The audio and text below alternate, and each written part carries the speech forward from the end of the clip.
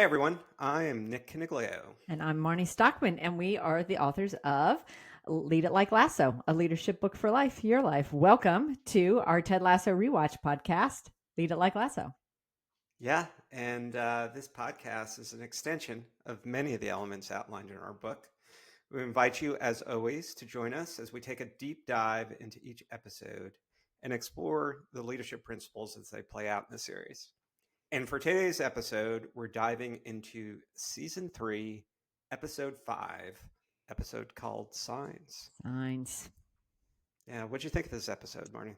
Not my favorite, for sure. We said earlier that Zava, Shandy, and Jack have been. I don't feel like they are as well developed as everybody else, so they're coming in with more single traits. They don't have the same depth of character. So I don't really love all of those storylines. How about Yeah, you? I would agree. I would agree. It's a lot of stuff. That's the way I would put it. But so the episode is called Signs, and in this episode, signs really come in many forms. Yeah. I think from literal, right, the belief sign itself crumbling and being ripped up, to the metaphorical, right? We see green matchbooks. We hear shites and nining armor. That is Uh, funny. we of course have panic attacks, which are sign in and of themselves, right? But some of the key plot lines of the episode, just in review, we find out that AFC Richmond is in a tailspin since losing to Nate and West Ham. Yeah. They've lost And 6 or 7 in a row at this point. yeah, and Zava's come and gone, right? Yeah, that was quick. 3 episodes. I know, that's part of what makes me go, okay, go on. Yeah. Speaking of signs, Rebecca is seeing signs all over the place from Tish. We talked about that, the Green Matchbook, hearing her ex-boyfriend, who's now engaged, and his fiance talking about shites and nining armor, which came up with Tish for Yeah. sure. Keeley has to fire Shandy, right? And the drama that ensues there. Shandy, the drama stirrer. Yeah, Will Sparks with Jack too. Yeah. Nate comes back. We're starting to see a little, maybe possibly some redemption with Nate. I Yeah. know it's hard to see that, the fact That, that he's yep. dating a successful model, but he's at home with a Taste of Athens, and he sparks a conversation with Jade, who kind of sees um, maybe Nate for really what's hiding underneath all the facade of him being mean. Yeah. Yeah. Yeah. And then you already mentioned Ted rips up the belief sign, right? And cusses, which is not Ted's typical MO. Yeah, is that the first time in this series that he actually cusses? I was thinking about that when I watched it. That's a good question. Um, Yeah. yeah. It caught me off guard. It's kind of like hearing you say a cuss word. And he's done it one more time than I think I've heard you say it in this episode, but or say anything. But I was like, "What? Did he just say the S word?" Yeah, Yeah. I think he did, Yeah.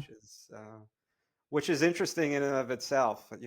Sometimes as leaders or as somebody who's attempting to lead, you have to change your persona a little bit Yeah. and It's the lead go along tasso with coming out for a hot second, maybe. yeah, yeah. So where do you want to start in terms of what we can pull from this episode Yeah, I about didn't leadership have a principles? ton. I had maybe three-ish things. So the one thing that really relates to signs that I felt like was a big thread because they pulled on it a couple different ways was when Rebecca saw the matchbooks, went and Mhm. talked to Higgins about did he believe in psychics. And his line was sometimes they help us see something we can't quite see ourselves, even if you believe they're charlatans, because you're looking for that sign. And Yep. so, how about there? What did you? Well, I first of all, I agree with Higgins, right? When he said the universe is full of things we can't explain. And the first thing he brings up are fingernails. And I'm like, yeah, why? Why? I don't get the fingernail thing, except I guess you can bite them when you're nervous. But to your point, for sure, yeah. I mean, I think his line, I wrote down the line exactly as he said it, right? And psychics, even though some of them are charlatans, just like you said, they can help us see something in ourselves that we can't see ourselves. I thought it was strange that he used ourselves twice in the same sentence. I thought that was that a challenge from an acting standpoint Oh, that he actually did that. ChatGPT didn't write that for sure. Um, but yeah, I think what a great line. Seeing something in ourselves, it makes me think of self-reflection, yeah, yeah. and the work that you have to put into it. How about you? You're the one who brought it up. Well, that's What really exactly came what to I mind? thought. You know how sometimes you go to the person that's going to give you the advice you want to hear? It's the old mom versus dad type of thing. Hmm. So many times, if folks are leaning towards something, they will take something as a sign.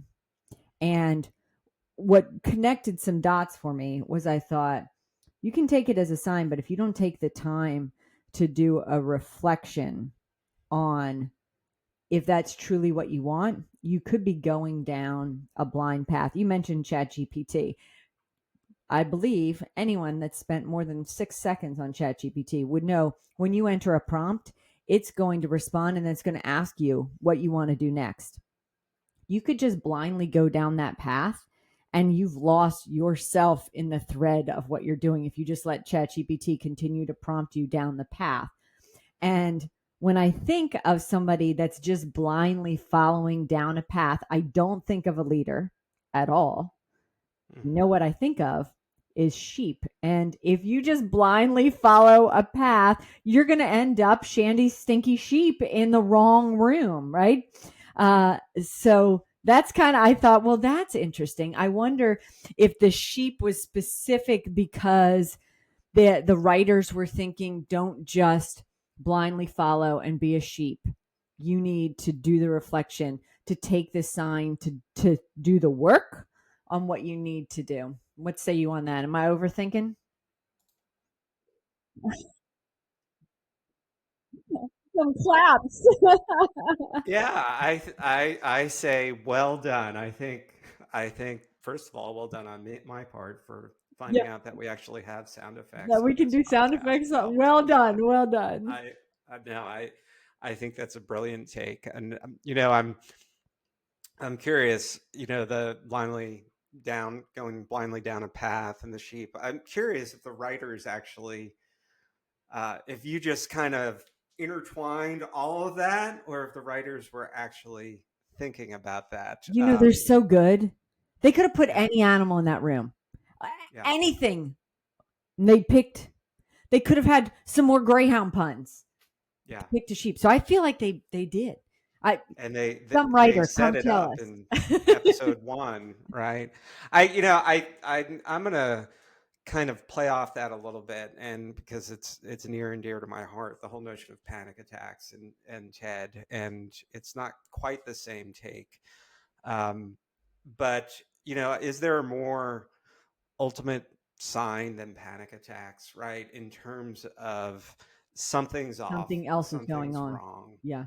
And I think the way they have kind of built it up, really over 3 seasons, he's been dealing with the panic attacks for 3 seasons. And, we kind of know why, there's kind of the disruption in the family, but I think it really hit home during this episode. It was the one thing that I pulled out is he's concerned that he's not really there for Henry, Yeah. his son. That's the issue. And we find out that he's involved in a bullying incident, and Ted and Beard and Roy, funny Roy, gives the whole bullying story. It's a little scary, but everybody assumes that Henry was bullied, but in fact he was the one who did the bullying, and Ted finds this out. And I think it comes to a point we see where Ted's thinking about sending him off on the plane. Right? Is he really there for Henry? And is that the impetus behind a lot of the panic attacks? Is he does he feel like he's failing as a dad? And the whole notion of Henry resolving it by singing a rap song to his Yes. class and an apology, and telling the story about count to 10 and then count to 10 again, and I think Ted starts to realize, okay, I did make an impact on my Yeah. boy. Yeah. And I think, and I'm hoping that, and we actually saw it a little bit, he took the deep breath and he kind of got over his panic attack a little bit. Yeah. Um, but I just want to call out to everybody out there from a self-care standpoint, the whole notion of panic attacks, they are a sign something is off. And going back to what you were saying earlier, uh, you can just continue to deal with it and treat it somehow therapeutically through drugs, what have you. But really, the solution, a lot of the time, is the self-reflection to understand truly what is triggering those panic attacks, Yeah. for sure. So anyhow, that was a little deep from my perspective and very personal from my perspective because I've been there. How about anything else? You mentioned a couple of things in this episode that Well, you talked about particularly. Nate, and he takes this fancy pants model to a Taste of Athens, and she clearly doesn't like it.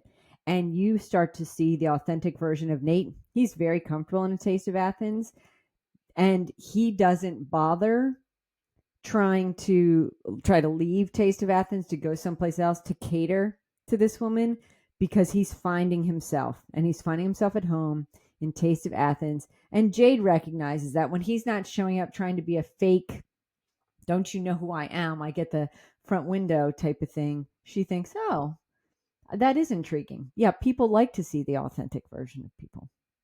Yeah, and sometimes you need a little help, just like you said. And if you feel like you're not being authentic, sometimes you need to put yourself in a comfortable setting and surrounding, and that will help certainly Mm. draw it out of you for sure. I know that's been my experience. It reminded me of a time. It's a little bit different, but it reminded me of a time when the model, faked the phone call and said, "Hey, I gotta leave" or whatever. She Yeah, didn't even say that. I gotta yeah, go talk to a yeah. My friend friend about has the something. flu. Yeah. As the flu. I remember when I was like 8 or 9 years old, we were playing lawn darts at a friend's house, and we threw a dart and it hit a nest in a tree, Oh, jeez. and so somebody the bees came down and stung my friend, and I'm deathly afraid of bees, right? And I was the one, I think, who threw the lawn dart. I think it was called jarts, if I'm not Yes. mistaken. Yeah. And I remember telling my friend's mother, I said, my mom said if anybody gets stung by a bee that I really need to go home. Um, and that was my excuse. And I don't know where that story just came from, but it reminded me when I was watching Yeah. that You gotta have specific an scene. exit strategy. Have an exit Yeah, strategy. yeah. That was the wrong exit strategy, and I think I just lost all of our listeners with that No, story. no, I mean, but that's interesting that you say that, because in terms of, we talk a lot about networking in leadership, and we have had a guest on our other show, Leadership Rules, Derek Kinney, uh, who talks about when students or new leaders, young leaders, are learning to network. One of the reasons they avoid it is because they're afraid they're going to get stuck in a situation and don't know how to get themselves out. So he recommends practicing, in Target, Walmart, wherever you are, to go up to someone that you would maybe normally pass and say hello, or as he says, dip into the chip aisle and avoid. But have in mind an exit line of how to escape so that you feel comfortable. And that's how you can sort of learn some networking skills. But as a side note, I think every parent has given their child an out. My mom would always say, if you're not comfortable riding with someone, you just tell them, my mom doesn't let me ride with. And I said that to my best friend, who was a terrible driver. Said, oh, my mom won't let me ride with you. And I came home and I said to my mom, don't forget, you won't let me ride with her. So yeah, but I think the notion of an exit strategy is a good idea, because the way Zava did it isn't the right way to do it. The way Shandy did it certainly isn't the right way to do it. Yeah, I think another thing that is clear is that I just came off of vacation, and Marnie is carrying this episode. So thank you Oh, you're for funny. that. So let's talk about Shandy for just a second. If we have to. Yeah, and I think I think firing people is Mm, hard. So we'll bring it that's to Keeley I don't like with that at all. Shandy. Yeah. It's probably the hardest thing. If I think of all the difficult experiences I've had in my career, at the top of the list are certainly 5 to 10 examples of having to let people go. Yep. And in this episode, Jack gives Keeley a little advice in terms of how to maybe have the conversation with Shandy, and she calls it, as we all are well aware of the term, a compliment sandwich. Yeah. Um, so I know you have feelings on compliment Yeah. sandwiches, Yeah. as do I. What say you about that whole scene and the way it played out? Well, I mean, first it was funny the way that Jack gives Keeley the line and Keeley thinks she's getting fired. So that Yeah. just that good comic writing on that one. So, the threat of compliment sandwiches is folks won't hear what you're saying. And sometimes the message gets lost. So that is particularly dangerous in things like performance reviews or giving feedback on a short term. I get why you do it when you're firing someone because you want to help them, recover their ego. I find the beginning of telling someone their strengths is certainly fine. But one thing that I had been told by mentors is if you give too much of a compliment at the beginning of firing someone, you are then making them question them, why are you firing me? Is it something else? So you need to be careful with the compliment sandwich from an HR legal standpoint. So that's part one. I probably could go on for days, but what say you? I completely agree with you. I think if you're ever in that position, there's cause and there's reason, and hopefully you have a history of feedback that you can draw back You on. better. Uh, and yeah, but I think from the standpoint of when it comes to that meeting, number one, obviously it should never be a surprise. Yeah. In this case with Shandy, it was a surprise because she had a false sense of the impact that she was having Yeah. on Yeah. the organization, which by the way happens all the time. Yeah. Even if you are prepared for it, even if you have documented, you've had conversations. Yeah.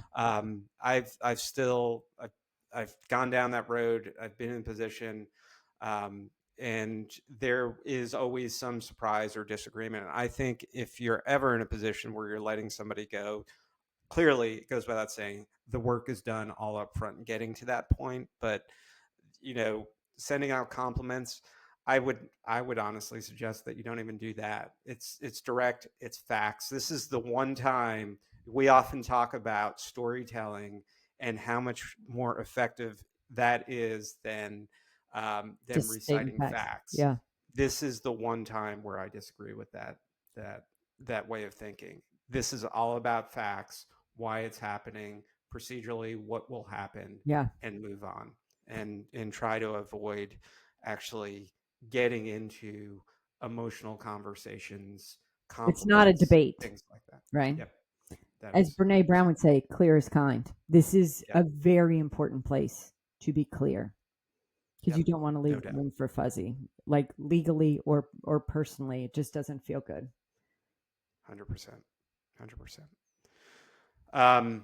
The only other thing that I had that was on the list, so I'll give you this, and then you can tell me if you had something better. But we've talked about just in our own conversations the impact of ghosting people, and I think we had the ultimate ghosting with Zava at Zava. this point, just leaving the team. Yeah. Do you want Nightmare. to talk about that, or you want to talk about something else as we continue as we wrap up here? Well, the only other thing that I had was the was Ted in the believe and wanting to believe that things can be better and will be better. I think that's a much better one for sure. Yeah, the So with ending of that ghosting, I'll show, just which saved say the episode in my mind. agreed. No communication is the worst. Don't do it. Don't ghost people. Be a grown up. Do the right thing. So I'm with you. I think when I was listening to this or watching this episode, I was trying to think about all of the clips that people replay and all the things that we see talked about on social media about this episode. And there's a lot of fussing about the three characters that we've mentioned. But the one scene that does get replayed is the I believe and the tearing up the sign and say it is just a sign. And if you believe, nobody can rip that apart. Yep. Yeah. And I was at first you're watching it and you're frustrated because Ted is really not addressing anything in the room. And then there's something that I think when he walks out, maybe the belief sign rips, right? Yeah, Is falls asleep. that what gets Yep, him to turn around? yep, yep. So first I'm like, Ted, why aren't you saying Yeah, anything? yeah, We've got a lot going on. You're losing. You just lost Zava.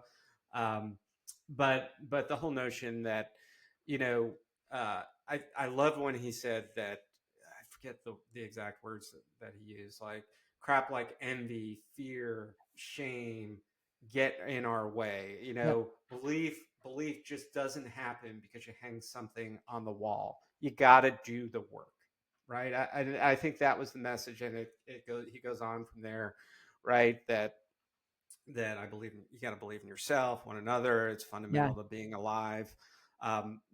My message there is, it's not just the sign, right? It's not just the motto. It's not just your core values. You have to live it out. You have to do the work. We talk about that all the time. And yep. then if you throw in everything else that we've been talking about in order to do the work, you have to do the self reflection, which everybody in this episode is starting to do. And you should probably not ignore Jamie like everybody's been ignoring him the Yes. Yeah, entire yeah, season, yeah, yeah, right? yeah. How about you? What You say know, you? Jamie went from making sure he was loud and being heard to trying to figure out his new way, right? We'll get there. Yeah. I couldn't agree with any of that more. That's a good tie-in to the episode. I'll throw out one more little thing as a pre-Easter egg because I didn't notice it until this time when AFC Richmond was losing or had lost and they're walking off the field. A fan shouts right at McAdoo, McAdoo, you're crap. Yeah. And McAdoo doesn't do anything with it. In the future, Stay McAdoo is tuned. going to, yeah, stay tuned. I'll leave it there. Yeah. That's all right. So speaking of leave it there, we'll leave it there. That is our, as Roy would say, whistle, whistle. Yeah. Game's over, but the leadership lessons keep playing. So, as a remind us, like Roy, you can find us here, there, and every effing where at Lead It Like Lasso. And if you like this type of content, please like, comment, share, subscribe, hit the button, hit the bell, do all the things. We'd appreciate it. Yeah. So until next time, stay curious, stay kind, and keep leading it like Lasso.